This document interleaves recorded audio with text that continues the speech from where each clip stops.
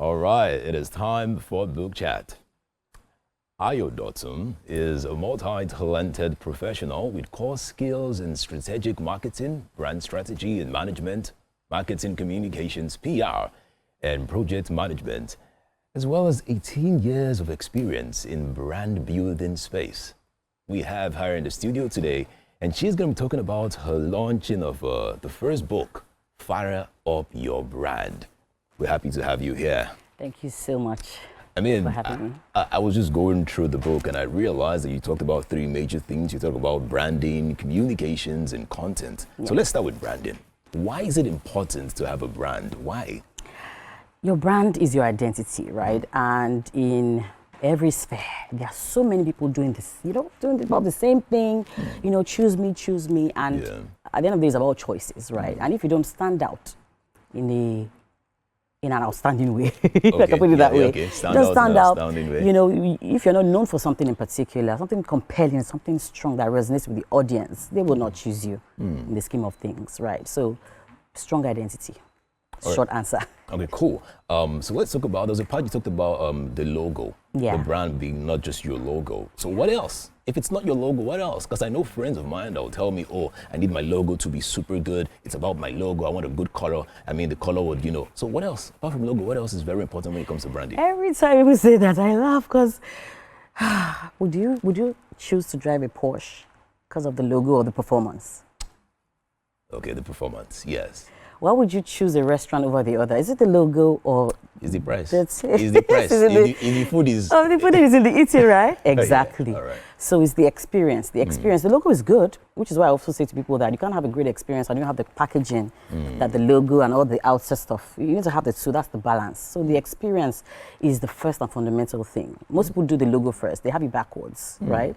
When you are known for an experience, you can put a stamp on it and you're like, oh, that's the experience. This is the icon, the sign, the shortcut to that experience. So the experience is so critical to every brand, personal brand, business brand, whatever sphere. Okay, give me a good example. Paint a scenario for me, because the word experience is huge. Yeah. When you say experience, I'm thinking so many things. So just paint a scenario. What kind of experience would one be thinking of as a presenter? Okay, so everybody can connect to the word when you hear the word luxury. And that word is thrown around a lot. Okay. Oh, this is a luxury brand. This car, guys, so let's just, everybody can connect with that anyway. Yeah, cool. So this is a luxury car, it comes with this and that. And when you get into it and you're taking it for a test drive or a drive, how does it feel? How does it feel when how's the torque? That's the word, right? How does it feel? How's the comfort? How does it look? Is it sleek? Those are things that speak to luxury. When you say, oh, a luxury apartment or a luxury couture, how does it feel to the touch? Things like that. That's what I mean by experience. And that's what people take away. That's what people pay for. A lot of times, it's not even in the actual material, which is also for brands that are doing well, it should be in every single detail. So intentionality with the brand experience is something that a lot of people connect with and they can respect that and know you for that. All right, so correct me if I'm wrong. This is your first book, yes? Yes, it is. Okay, so why fire up your brand? I mean, there are a couple of things you would love to talk about, but why did you choose branding as a topic to center on? Yeah, so this book doesn't focus only on branding. It focuses on communications, it focuses on content. But the brand, the concept of the brand is why we're here. Everybody's building a brand in any sphere, whether they're thinking about it actively or not. Oh, wow. So even if you don't have a product or a service, you are a personal brand you said first. You have an entity, even if it's something that is not obvious, maybe not like a product or a service, even if it's an NGO, whatever it is that you have. It's a brand in this sphere. People know it for something. True. There's something that you're pushing out into the world, right?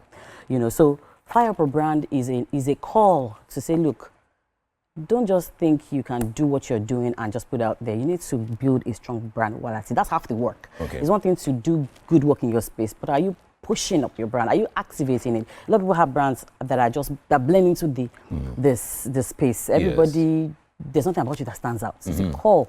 In your space, in your sphere, there's something outstanding about you, your mission, your calling, the solution you're offering, and it's a call for you to wake that up, activate it, and then push it out through, brand experience, through content. Yes. Very critical. Let's talk about PR content. Let's talk about content. Now, what makes a good content? Because, you know, these days you have everyone saying, oh, I'm a content creator, I create content, I'm an influencer. But what really makes a good content? Yeah. So a good content, piece of content resonates, connects. Now, for the longest time, people will tell you, oh, good content is content that teaches people stuff. But a lot of times people don't want to learn. Sometimes they want to be entertained.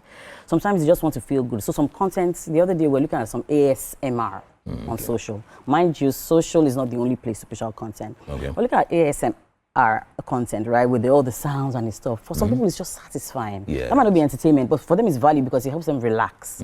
It helps them. It's just satisfying to them. There are a couple of songs yes. I listen to that just makes me feel better. Yeah, exactly. You know, And music there's is some sound content. that just helps you to sleep as well. Exactly. And music is content. So good content resonates. So I listen to it, helps me feel better. I listen to it, it's just satisfying, just calms me down. I listen to it, it fires me up and makes me think, oh my God, I can do better.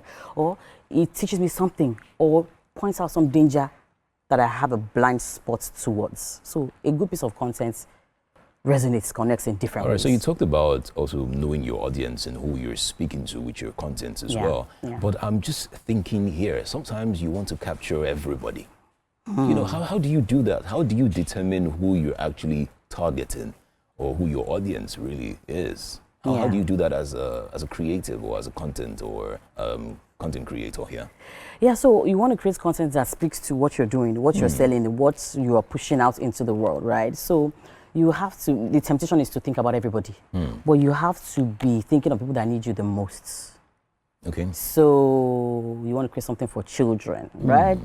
But children are not the only stakeholders in that your space. Perhaps the parents who will pay for that service, True. or who will, turn on that YouTube channel. And I'm speaking widely now, Okay. and that's fair.